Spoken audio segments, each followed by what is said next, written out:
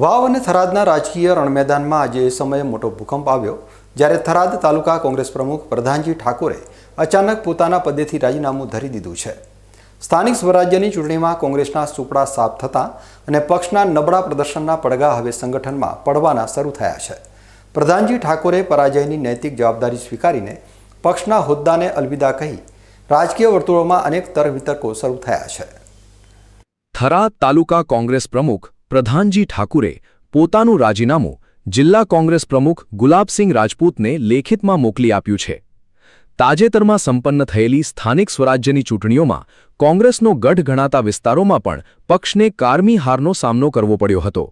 આ માઠા પરિણામો બાદ સંગઠનમાં અંદરોઅંદર ધૂંધવાટ જોવા મળી રહ્યો હતો, જેનો અંત આજે આ મોટા રાજીનામા સાથે આવ્યો છે। પ્રધાનજી ઠાકુરે સ્પષ્ટ કર્યું છે કે તેઓ પરાજયનો સ્વીકાર કરે છે, જો કે તેમણે પક્ષ સાથે છેડો નથી ફાડ્યો અને ભવિષ્યમાં એક સામાન્ય કાર્યકર તરીકે પક્ષની સેવા કરતા રહેશે તેવું જણાવ્યું છે। થરાદ કોંગ્રેસના આ રાજીનામાએ માત્ર થરાદ જ નહીં પણ સમગ્ર વાવ પંથકના રાજકારણમાં ભારે ગરમાવો લાવી દીધો છે। ચૂંટણીના પરિણામો બાદ જે રીતે રાજીનામાનો દોર શરૂ થયો છે તે જોતા આગામી દિવસોમાં કોંગ્રેસના સંગઠનમાં હજુ પણ મોટા ફેરફારો અથવા તો વધુ રાજીનામા પડે તેવી શક્યતાઓ નકારી શકાતી નથી। હારની આ હેટ્રિક બાદ હવે કોંગ્રેસ પોતાનું અસ્તિત્વ ટકાવી રાખવા માટે કેવા પગલાં ભરે છે તેના પર સૌની નજર મંડાયેલી છે।